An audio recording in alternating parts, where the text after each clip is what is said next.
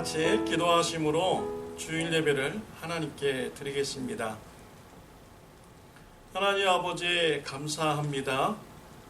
주님 앞에 모여서 예배드립니다. 예배드리는 각 가정을 주님께서 방문하여 주시고 좌정하여 주옵소서. 예배를 기뻐받아 주옵소서. 예배드리는 각 가정의 성령의 충만함과 기쁨이 넘치도록 축복하여 주옵소서. 예수님의 이름으로 기도드렸습니다. 아멘. 우리 다 같이 찬양 드리겠습니다.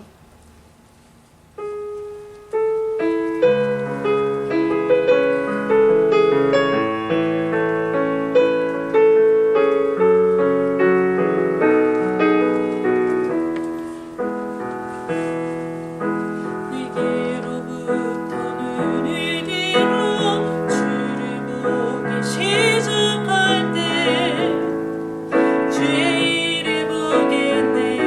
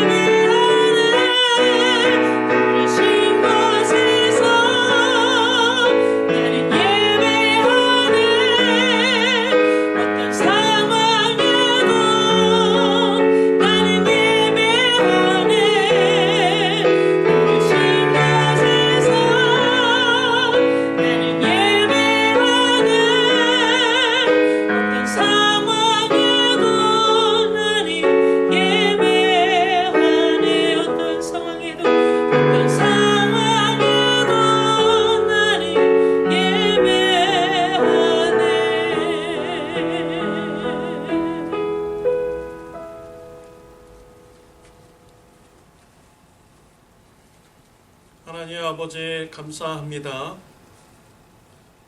우리 성도님들과 함께 하나님 앞에 예배 드릴 수 있도록 우리의 신앙을 붙잡아 주셔서 하나님 아버지 감사합니다.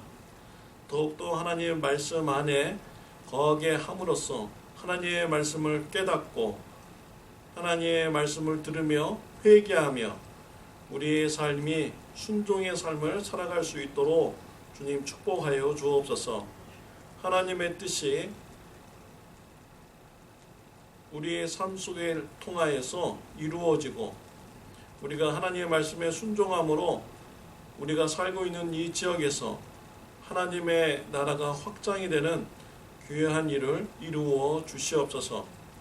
하나님의 말씀 때문에 가정에 평화가 넘치고 기쁨과 감사가 넘치는 귀한 가정이 될 수 있도록 축복하여 주옵소서. 하나님의 말씀 때문에 교회가 평화가 넘치고 하나님의 은혜를 기억하며 기뻐하는 신앙 공동체가 될 수 있도록 축복하여 주옵소서. 우리 지난 한 주 동안 하나님의 말씀대로 살지 못한 적이 있으면 성령님께서 말씀을 통하여 또 기도를 통하여 찬양을 통하여 순서마다 주님께서 역사해 주시고 우리의 죄를 책망하여 주시며 생각나게 하여 주옵소서. 주님께서 가르쳐 주실 때 우리가 아멘으로 받아들이고 고백하고 인정하며 회개의 결단이 있을 수 있도록 축복하여 주옵소서. 우리 성도님들 중에 심적으로 마음이 아파하시고 또 육체적으로 병든 분들이 계십니까? 주님 불쌍히 여겨 주시옵시고 마음과 육체를 주님 치유하여 주시옵소서. 건강하게 하여 주옵소서. 무엇보다도 마음을 다하고 성품을 다하고 힘을 다하는 아름다운 영적 성장이 있을 수 있도록 저와 우리 성도님들을 축복하여 주옵소서.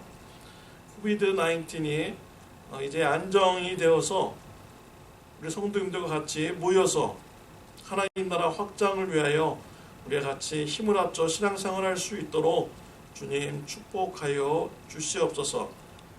예배 시간에 성령님의 인도하심 또 성령님의 충만함의 역사가 저와 우리 성도님들에게 역사하여 주옵시고 주님이 주시는 힘으로 더욱더 말씀에 순종하는 예배자의 삶을 살아갈 수 있도록 은혜 베풀어 주옵소서. 우리가 살고 있는 미국과 또 우리의 고국인 한국 지도자를 위해서 기도드립니다. 하나님을 두려워하는 지도자들이 되게 해주시고 하나님의 뜻대로 나라를 운영해 나갈 수 있도록 지혜와 명철을 주님도 하여 주옵소서. 평안한 나라가 되어서 우리 기독교인들이 미국에서나 한국에서나 평안한 중에 신앙에 성장케 해주시고 땅끝까지 예수 그리스도의 복음을 전하는 사명 감당할 수 있도록 은혜 베풀어 주옵소서. 예수님의 이름으로 기도드렸습니다. 아멘. 하늘에 계신 우리 아버지여, 이름이 거룩히 여김을 받으시오며 나라의 임하옵시며 뜻이 하늘에서 이루어진 것 같이 땅에서도 이루어지이다. 오늘날 우리에게 일용할 양식을 주옵시고 우리가 우리에게 죄 지은 자를 사하여 준 것 같이 우리의 죄를 사하여 주옵시고 우리를 시험에 들게 하지 마옵시며 다만 악에서 구하옵소서. 대개 나라와 권세와 영광이 아버지께 영원히 있사옵나이다. 아멘.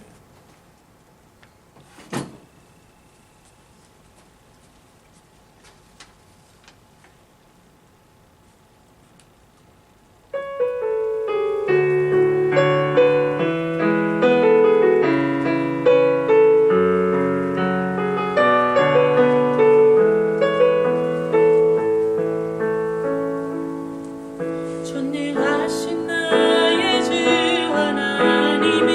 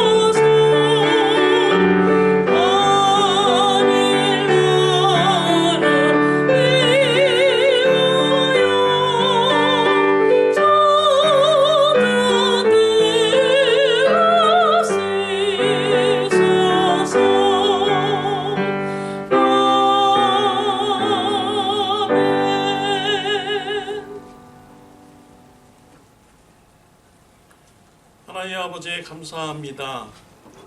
우리 예배 드리면서 우리의 헌신을 하나님 앞에 드리게 하여 주심을 감사합니다. 우리에게 일정한 소득을 허락하여 주셔서 헌신하게 해주시니 감사합니다. 모든 수입이 다 하나님부터 옴을 고백드립니다. 전부 드리는 마음으로 소득의 일부를 하나님 앞에 드렸습니다. 하나님 나라 영광을 위하여, 하나님 나라 확장을 위하여 주님 사용하여 주옵소서. 무엇보다도 우리 성도님들에게 은혜를 더하여 주시사 하나님께서 베풀어 주신 은혜를 기억하는 자들 되게 하여 주옵소서. 또한 하나님의 은혜로 인하여서 기뻐하고 감사하는 신앙생활할 수 있도록 주님 축복하여 주옵소서. 미움과 불평과 원망보다는 하나님의 은혜 때문에 기쁨과 감사가 넘치는 귀한 신앙이 될 수 있도록 역사하여 주옵소서. 우리 성도님들이 가는 곳마다 예수 그리스도의 향기가 나타나게 해주시고 작은 예수님의 모습이 되어서 예수님을 조명하는 귀한 삶이 되게 하여 주옵소서. 성도님들이 가는 곳마다 우리 성도님들을 통하여 복의 근원 대신 예수님을 전하는 귀한 역사 이루어 주시옵소서. 일용할 양식을 때를 따라서 채워주시고 공급하여 주옵소서. 선교지의 선교사님들을 기억하여 주옵시며 선교지에 필요한 모든 것을 주님 아시오니 채워주시고 은혜 베풀어 주시옵소서. 오늘 또 보내는 선교사로서 최선을 다하여 하나님 나라 확장하는 데 참여하는 자가 되게 하여 주옵소서. 예수님의 이름으로 기도드렸습니다. 아멘. 네, 교회 소식을 전해드리도록 하겠습니다. 코비드-19 이제 그 문제가 점점 정리가 되어가서 이제 오픈할 그런 조짐이 이렇게 보이고 있습니다. 6월 둘째 주부터 미국 교회 겟세마네 교회가 이제 오픈을 한다고 합니다. 그래서 저희 교회는 이제 카운티 지침을 이렇게 참고하면서 오픈할 날짜를 우리가 결정하도록 하겠습니다. 우리가 하루속히 모여서 예배 드릴 수 있도록 여러분 기도해 주시기를 바랍니다. 계속해서 우리가 큐티 말씀과 목요 예배와 주일 예배는 영상을 통하여서 이렇게 예배를 드리도록 하겠습니다. 선교기금 마련을 위해서 리사이클 제품을 이렇게 받습니다. 치유기도 명단이 있습니다. 여러분 기도하여 주시기를 바랍니다. 오늘 같이 은혜 받을 말씀은 누가복음 2장 41절부터 52절 말씀입니다. 우리 같이 교도하도록 하시겠습니다. 그의 부모가 해마다 6월절이 되면 예루살렘으로 가더니 예수께서 12살 되었을 때 그들이 절기의 관례를 따라 올라갔다가 그 날들을 마치고 돌아갈 때 아이 예수는 예루살렘에 머무셨더라. 그 부모는 이를 알지 못하고 동행 중에 있는 줄로 생각하고 하룻길을 간 후 친족과 아는 자 중에서 찾되 만나지 못함에 찾으면서 예루살렘에 돌아갔더니 사흘 후에 성전에서 만난즉 그가 선생들 중에 앉으사 그들에게 듣기도 하시며 묻기도 하시니 듣는 자가 다 그 지혜와 대답을 놀랍게 여기더라. 그의 부모가 보고 놀라며 그의 어머니는 이르되 아이야 어찌하여 우리에게 이렇게 하였느냐 보라 내 아버지와 내가 근심하여 너를 찾았노라. 예수께서 이르시되 어찌하여 나를 찾으셨나이까 내가 내 아버지 집에 있어야 될 줄을 알지 못하셨나이까 하시니 그의 부모가 그가 하신 말씀을 깨닫지 못하더라. 예수께서 함께 내려가서 나사렛에 이르러 순종하여 받드시더라. 그 어머니는 이 모든 말을 마음에 두니라. 예수는 지혜와 키가 자라가며 하나님과 사람에게 더욱 사랑스러워 가시더라. 아멘. 네, 우리는 지난주까지 구약의 예배자에 대해서 말씀을 나누었습니다. 지난 시간에는 느헤미야 제사장 아니죠. 느헤미야 시대의 예배 대해서 이렇게 말씀을 이렇게 나누었습니다. 바벨론 포로기에서 돌아온 이스라엘 백성들은 성전을 건축했습니다. 또 예루살렘 성벽을 건축하였습니다. 큰 일을 마친 후에 이스라엘 백성들은 자발적으로 예루살렘 성벽 수문에 모이게 되었습니다. 이 마음의 허전함을 느끼고 모였던 것이죠. 그때 이스라엘 백성들은 하나님의 말씀을 낭독해 달라고 에스라 대제사장에게 말씀을 가져오라고 합니다. 하나님의 말씀을 들을 때 이스라엘 백성들은 눈물을 흘렸습니다. 회개하였습니다. 그리고 하나님의 말씀을 붙들고 초막절 예배를 지키는 이런 결단을 하게 되었습니다. 그랬을 때 그들에게 영적 부흥이 일어나게 된 것입니다. 예배자에 있어서 말씀은 상당히 중요합니다. 말씀을 붙들 때 영적 부흥이 일어나게 되고요. 살아있는 이런 예배를 하나님 앞에 드릴 수가 있는 것입니다. 오늘부터는 신약시대의 예배에 대해서 말씀을 나누고자 합니다. 신약시대의 예배자라고 하면 대표적으로 우리 예수님을 이렇게 빼놓을 수가 없습니다.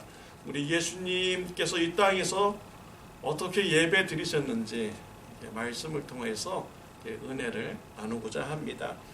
오늘은 예수님의 어린 시절에 어떻게 예배를 드리셨는지 말씀을 나누고자 합니다. 오늘 말씀을 통하여서 저와 여러분들이 예수님을 닮아서 예수님과 같이 예배 드리는 귀한 결단이 저와 여러분들에게 있으시기를 바랍니다. 예수님의 어린 시절의 본문은 오직 누가복음에서만 기록이 되어 있습니다.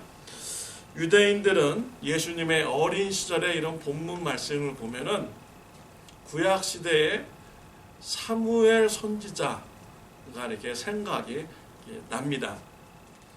그 이유는 52절 말씀 때문입니다.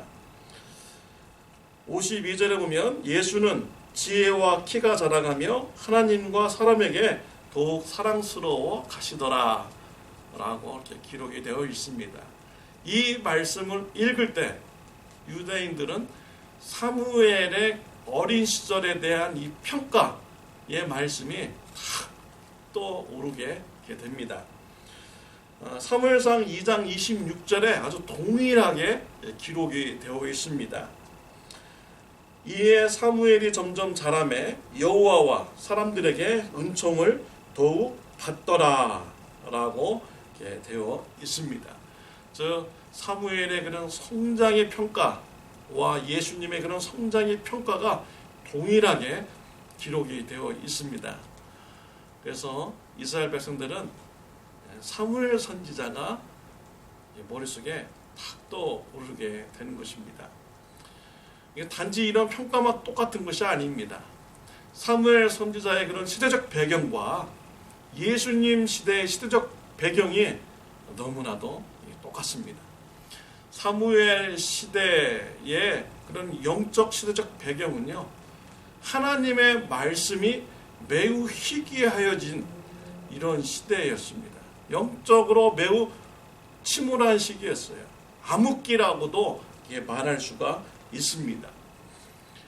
사무엘 선지자가 어렸을 때는요, 엘리라는 대제사장이 있었습니다. 그는 하나님도 말씀을 받아서 이스라엘 백성들에게 전해줘야 되고 또 가르쳐 줘야 될 이런 사명이 있는 것입니다. 근데 이 엘리 대제사장에게 하나님의 말씀이 희귀하게 되어졌던 것이지요. 그래서 사무엘상 3장 1절에 보면 아이 사무엘이 엘리 앞에서 여호와를 섬길 때에는 여호와의 말씀이 희귀하여 이상이 흔히 보이지 않았더라 라고 이렇게 기록이 되어 있습니다. 엘리 대제사장 때 하나님의 말씀이 임하지 않은 것입니다. 매우 희귀해진 것입니다. 왜 하나님의 말씀이 임하여지지 않았을까요?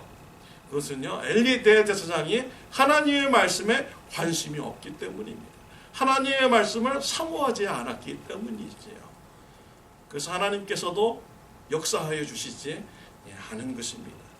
그래서 사무엘 선지자 그 시대는요, 엘리 대제사장 그 시대에는 하나님의 말씀이 전혀 임하지 않는 암흑기와 같은 그런 영적 시대의 분위기였습니다.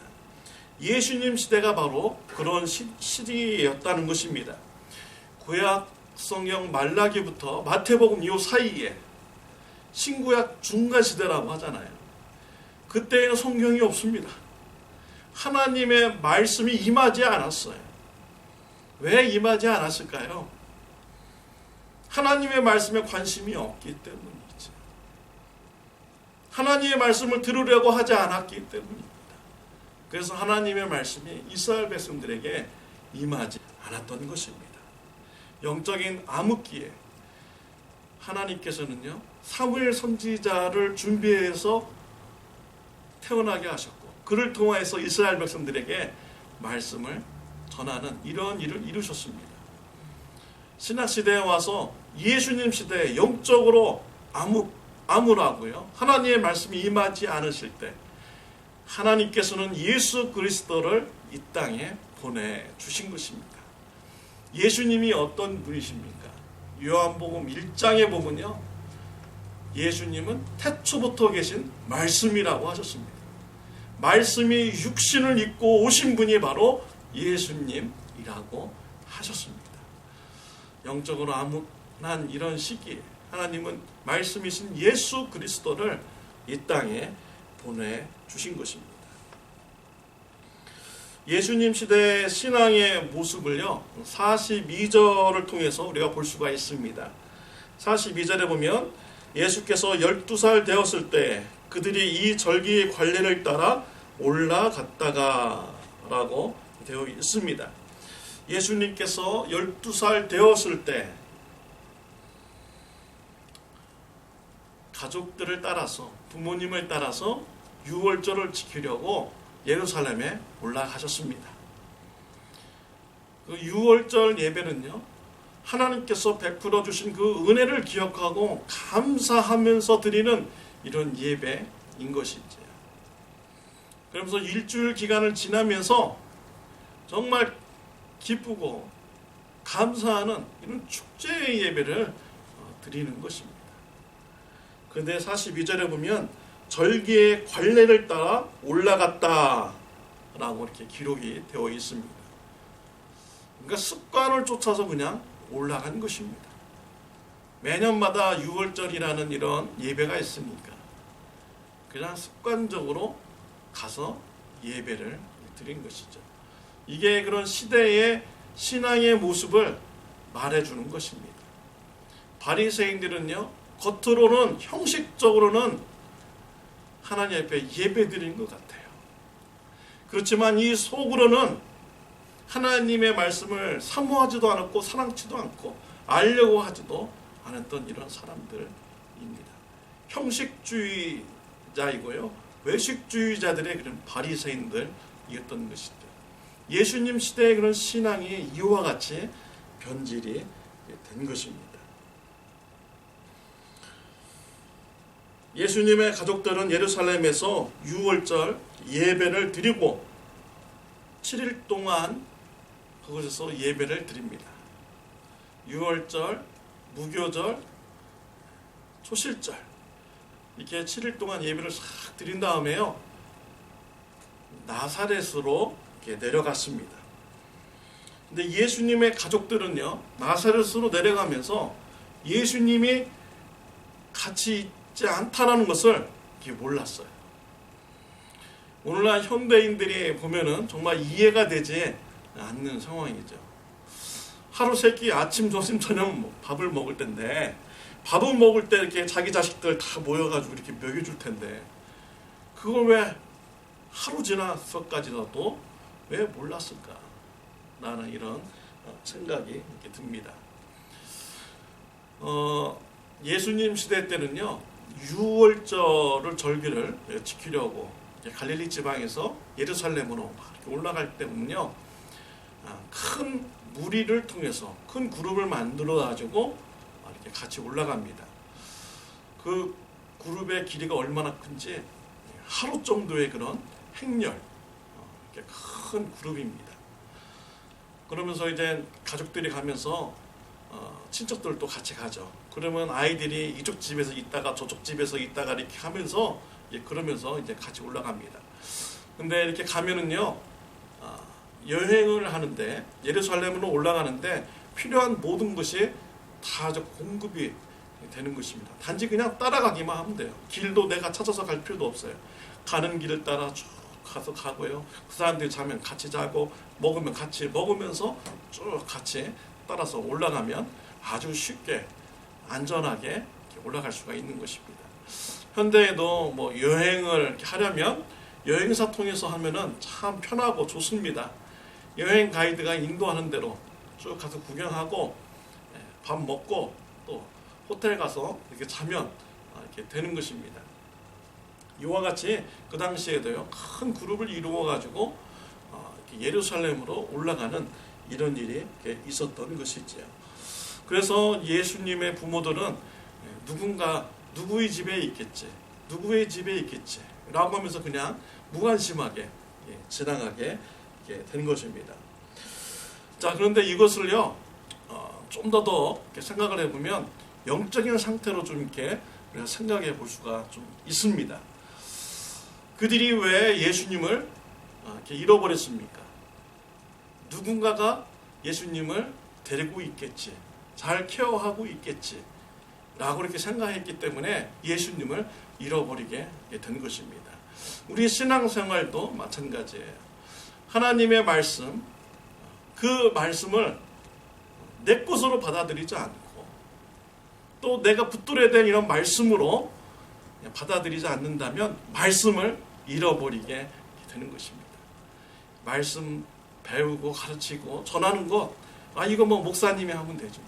이건 교회 중직자들이 하면 되는 거지.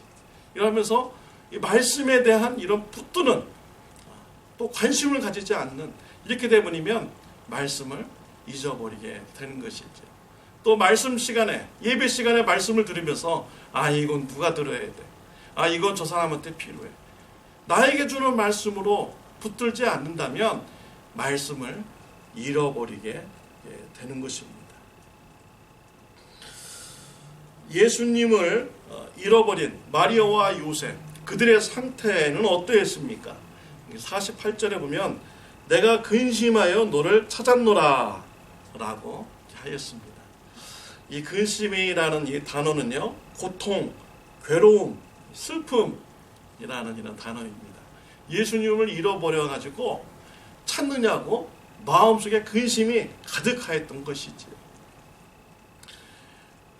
부모들이 자녀들을 어디 데리고 갔다가 잊어버리십시오.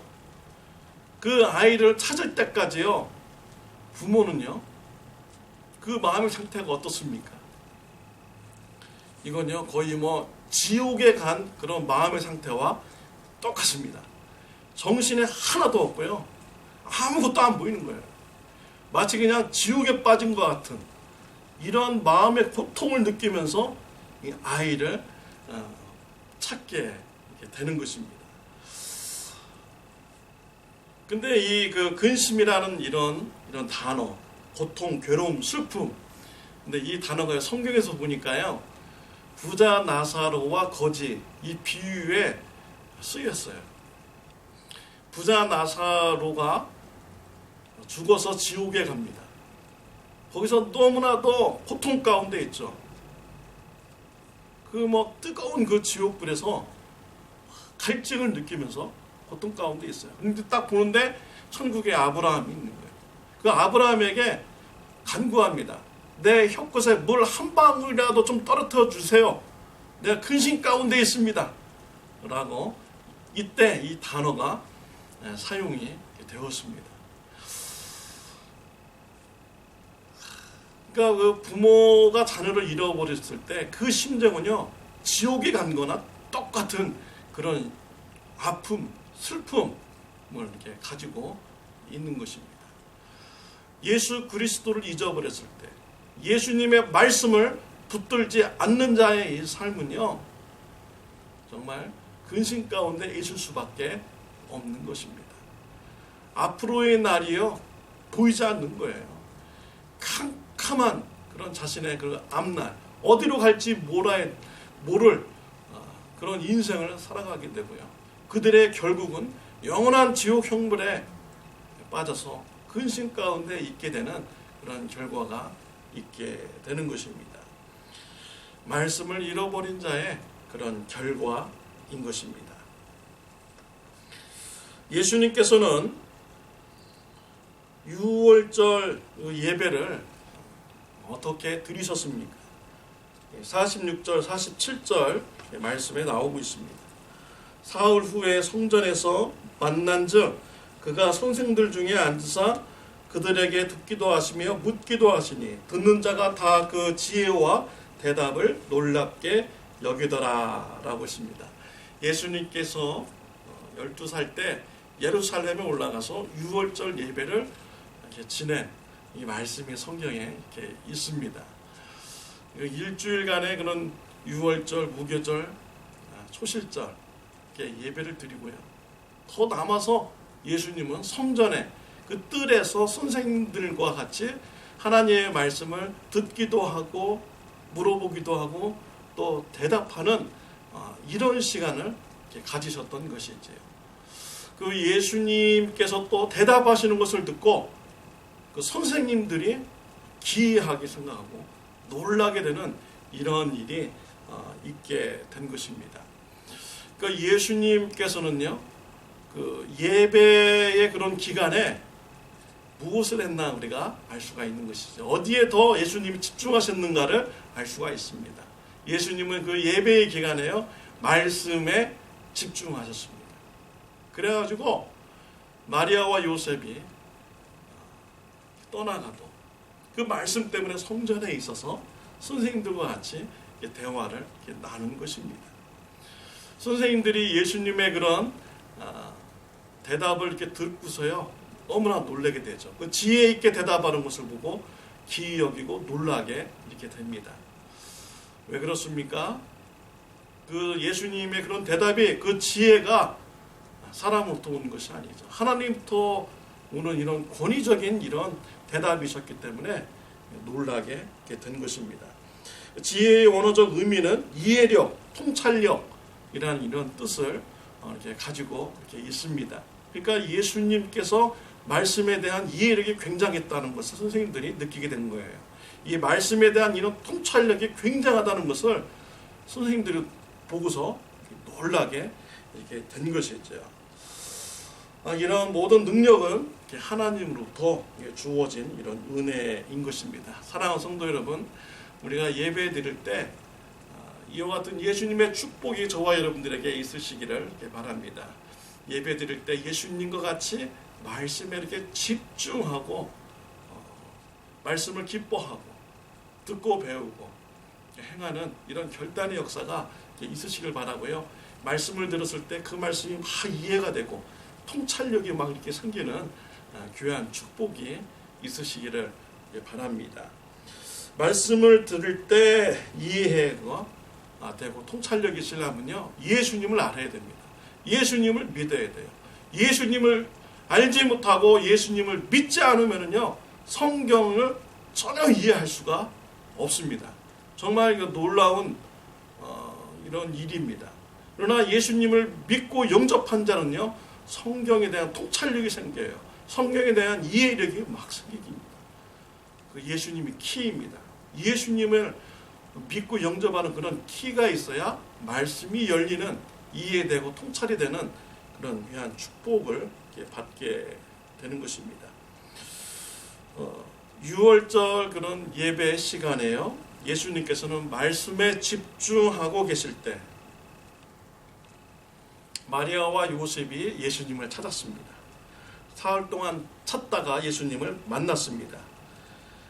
마리아와 요셉은 예수님께 어찌하여 우리에게 이렇게 하였느냐, 우리가 근심하였다 라고 이렇게 대답하죠.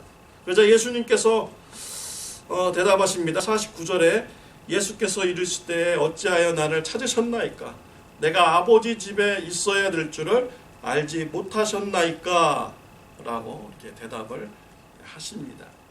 자, 이것을 그 원어적으로 이렇게 풀어서 말하면 내가 아버지 일에 몰두해야 됨을 알지 못하셨습니까? 라는 그런 의미가 되는 것이죠.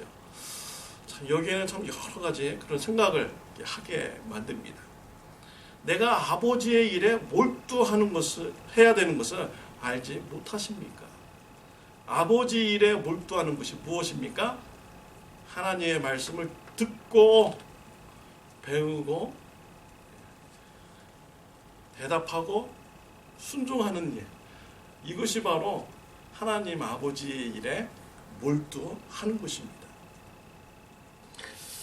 이와 같은 축복이 저와 여러분들에게 있으시기를 바랍니다.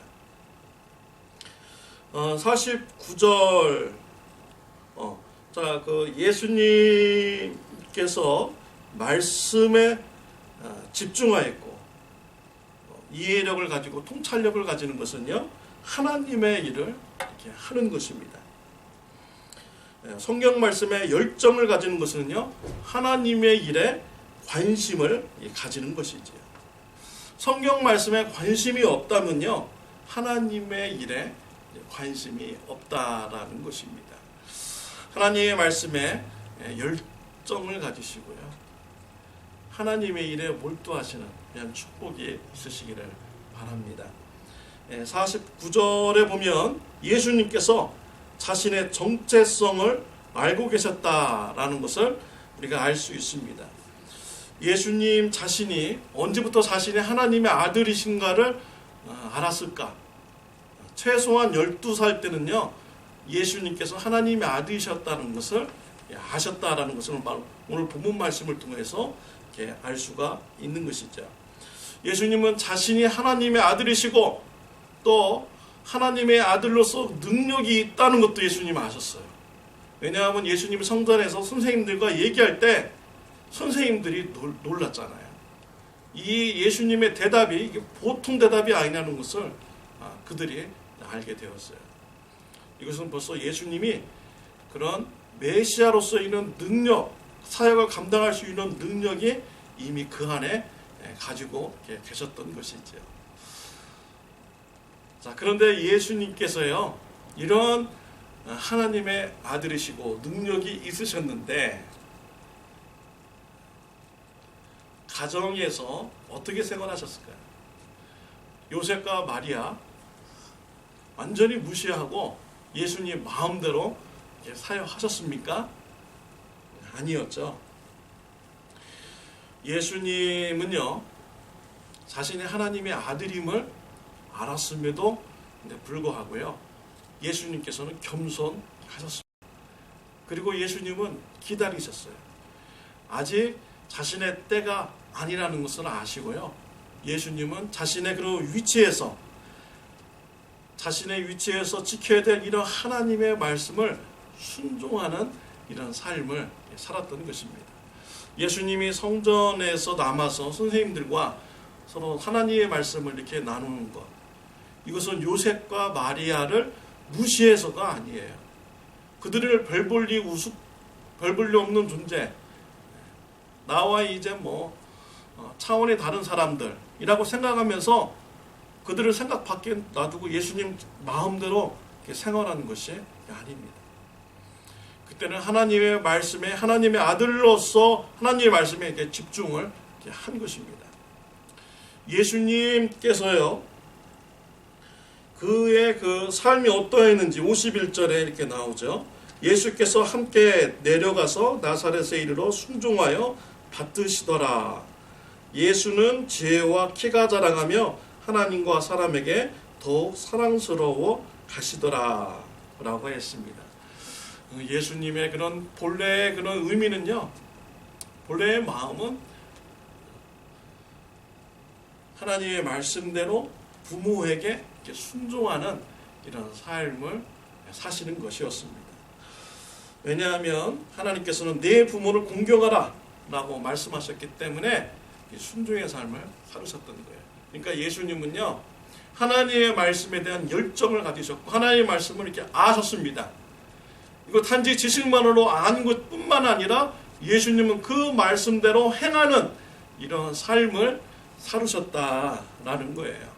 그래서 12살 때 자신의 그런 위치에서 하나님의 말씀을 지키는 것은 그 부모, 육체의 부모를 공경하면서 사는 것, 그 육체의 부모의 말에 순종하면서 사는 것이 하나님의 뜻이고 또 하나님의 그런 말씀이라는 것을 아셨기 때문에 순종하는 이런 삶을 그런 살으셨던 것입니다.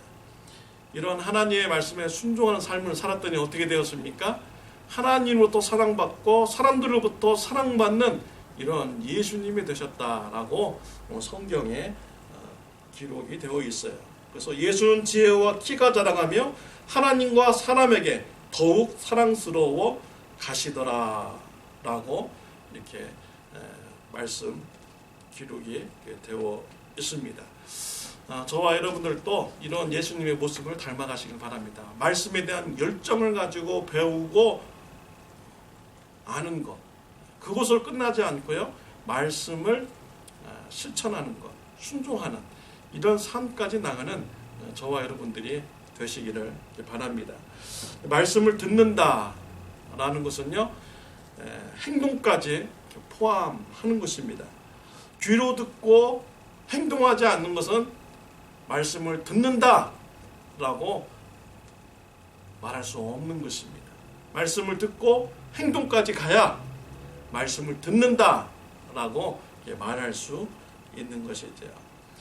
예수님께서도 말씀을 듣고 행하는 자는 반석 위에 집을 지은 자 같다라고 말씀을 하셨습니다.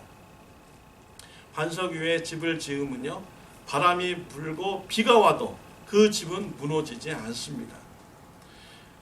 모래 위에 세운 집은 바람이 불고 비가 오면은 그 집은 쉽게 무너지게 되는 것이죠. 말씀을 듣고 순종하는 이런 삶은 반석 위에 집을 지은 이런 신앙인의 모습인 것입니다. 말씀을 듣는 것뿐만 아니라 순종하는 축복이 저와 여러분들에게 있으시기를 바랍니다. 부모님을 궁경하라 라고 하나님께서 말씀을 하셨어요. 이 말씀대로 순종하여서 부모님을 궁경하시길 바랍니다. 또 자녀들을 노엽게 하지 말라 라고 성경에 기록이 되었습니다. 자녀들을 화나게 하지 마세요. 자녀들을 노엽게 하지 마세요. 그리고 오직 주의 교훈과 훈계로 양육하시기를 바랍니다. 자녀들에게 부지런히 하나님 사랑과 이웃 사랑을 여러분 가르치시기를 바랍니다. 이 자녀들을요, 우리가 부모를 공경하고 자녀들을 노엽게 하지 않고 주의 말씀으로 잘 이렇게 교육하고 사랑하고 이렇게 하는 것은 정말 기쁜 일입니다. 즐거운 일인 것이죠. 여러분 자녀가요, 여러분의 말을 정말 순종 잘하고 그렇게 해보십시오. 공경하는 이런 자녀가 있다고 해보십시오. 어떻습니까? 그건 기쁘고 즐거운 일인 것이에요. 사랑스러운 이런 일인 것이죠. 자녀에게 심부름을 시켰더니 왜 맨날 나만 시켜? 라고 이렇게 하면요, 부모님의 마음이 기쁘지 않습니다. 그러나 부모가 자녀한테 무엇을 시켰는데 그것을 기쁘게 그가 잘 감당해요. 그럼 부모의 마음이 너무나도 더 기쁜 거예요. 그리고 그 자녀의 관계가 너무나도 사랑스럽고 이렇게 보이는 것입니다. 그러니까요, 부모님의 말씀에, 하나님 말씀에 순종을 해서 부모님 말씀에 잘 순종하면요, 사랑의 관계가, 기쁜 관계가 이렇게 되는 것이죠. 부모를 공경할 때 부모님부터 사랑받을 수가 있고요. 또 자녀가 부모의 마음을 잘 순종해 줄 때, 기쁘게 해줄 때 부모가 자녀를 사랑하는 것입니다. 말씀을 듣고 행하는 것은 씨 뿌리는 비유에서도 교훈을 받을 수 있습니다. 농부가 씨를 뿌립니다. 씨가 4가지 밭에 떨어집니다. 돌밭, 길가, 가시밭, 옥토밭 이렇게 떨어지죠. 이 말씀이 길가에 떨어졌을 때 길가가 씨를 받아들이지 않았기 때문에 새가 와서 그 씨를 물고 가버립니다. 여기에서 말씀은 씨입니다. 씨가 곧 말씀이죠. 이 네 개의 밭은 우리의 마음의 밭을 말하는 것입니다. 돌밭, 가시밭에서도 씨가 떨어졌어요. 근데 좀 자라다가 햇빛에 말라 죽고요. 가시덩굴에 눌려져 가지고 자라지 못하게 됩니다. 이것은 하나님의 말씀을 기쁨으로 처음에 받았는데 환난과 핍박, 또 세상의 근심 걱정, 세상의 향락 이런 것 때문에 말씀을 순종하고 성장하는 이런 것이 없어지는 이런 마음밭을 말하는 것입니다. 옥토와 같은 밭, 하나님의 말씀이 옥토에 떨어졌습니다. 그 말씀을 받아들이고요. 잘 자랍니다. 30배, 60배, 100배 자라서 열매를 이렇게 맺습니다.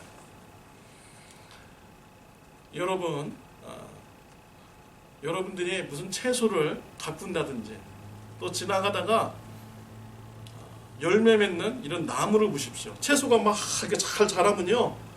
농부의 마음이 너무나도 좋아요. 너무나도 기쁩니다. 그리고 그런 농작물이요. 사랑스러워 이렇게 보이는 거죠.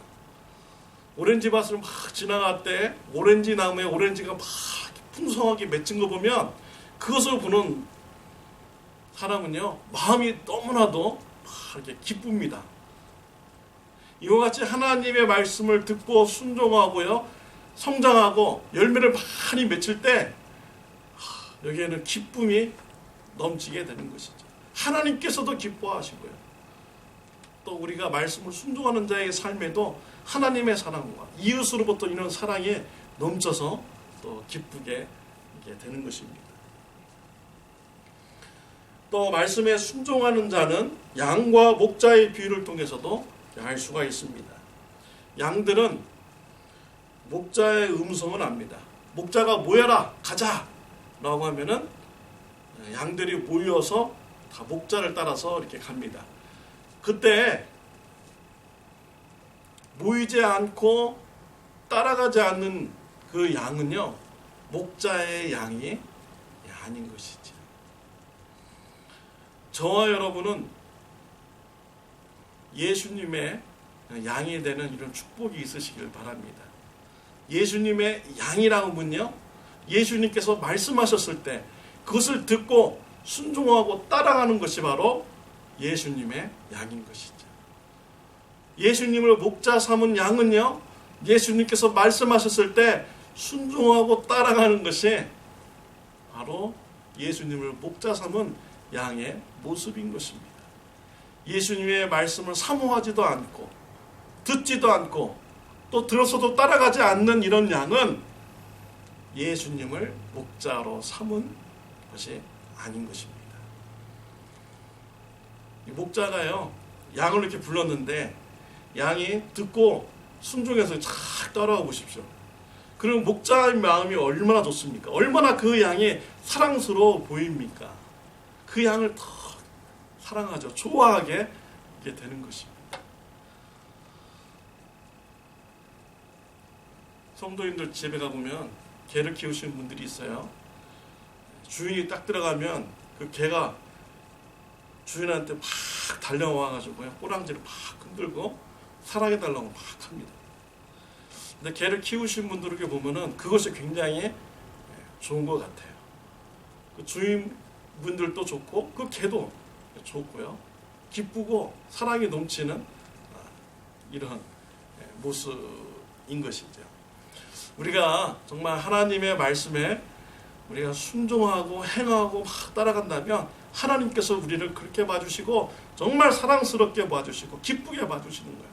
또한 우리를 또 하나님의 말씀에 순종하면서 하나님의 사랑을 받기 때문에 그리고 기쁘고 감사한 것이죠.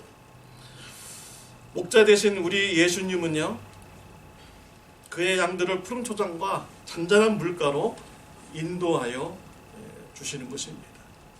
그 양은 목자를 따라가야 합니다. 양에게는 자신을 방어할 능력이 없어요. 자신을 방어할 수 있는 뿔도 없어요. 눈이 좋지 않아가지고 쉽게 길을 잃어버립니다. 그리고 한번 넘어지면은 스스로 일어설 수 없는 것이 바로 양입니다. 그래서 넘어졌다가는요, 혈액순환이 안 되어서 죽게 되는 것이 양인 것이죠. 우리 인간의 모습이 그렇습니다. 한치의 앞도 알 수 없는 영적으로 어두운 눈을 가진 존재가 우리 인간인 것이죠. 내일 무슨 일이 일어날지 우리는 아무도 모릅니다. 우리는 영적인 존재와 싸워서 이길 수 있는 이런 힘이 없는 이런 존재인 것이죠. 죄를 지면은 죄의 노예가 되어서 죽을 수밖에 없는 것이 바로 우리 인간의 이런 존재인 것입니다. 우리는 선한 목자이신 우리 예수님을 우리가 따라가야 선한 목자 되신 예수님이요, 우리를 인도해 주시고 푸른 초장으로 이끌어 주시고 잔잔한 물가로 인도해 주시며 우리에게 영원한 생명을 주시는, 또 기쁨과 사랑이 넘치는 하나님의 나라로 인도하여 주시는 것입니다. 예수님 시대에는 말씀의 암흑기 시대였습니다. 저와 여러분의 영적인 상태는 어떻습니까? 하나님의 말씀을 붙들지 않는 자는요, 영적인 암흑기를 지나가는 것입니다. 말씀이신 예수 그리스도께서 이 땅에 육신을 입고 오셨습니다. 유월절 예배를 드릴 때 예수님께서는 하나님 아버지의 이른 말씀을 듣고 질문하고 답하고, 그러한 일에 예수님은 몰두하셨어요. 예수님은 말씀 중심의 예배를 드리셨습니다. 또한 말씀을 행함으로 육신의 부모에게도 순종을 하셨습니다. 말씀을 순종하는 삶의 예배자인 것이죠.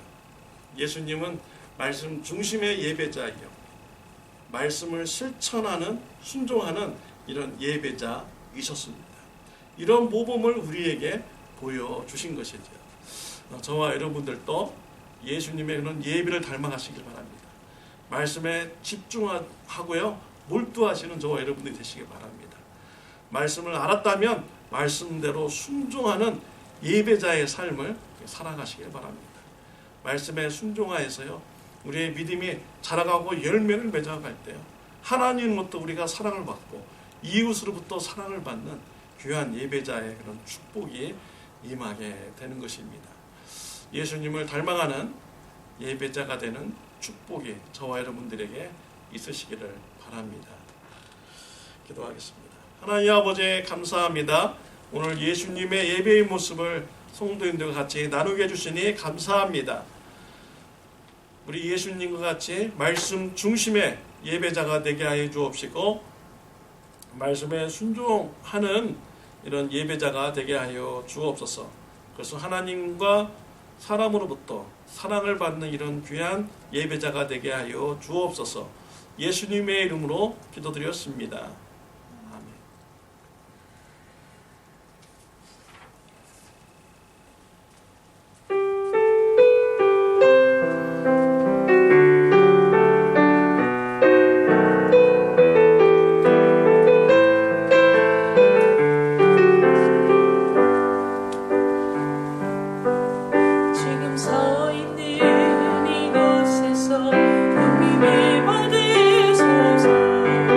내가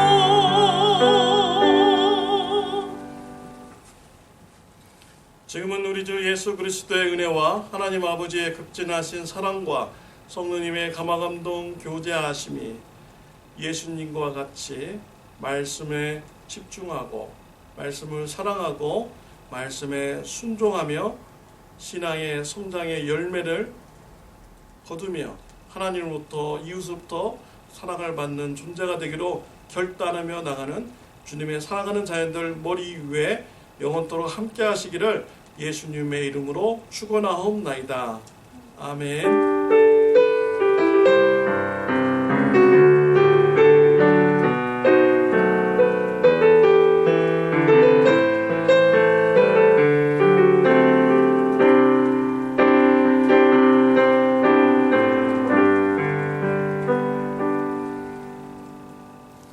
감사합니다. 예배를 마쳤습니다.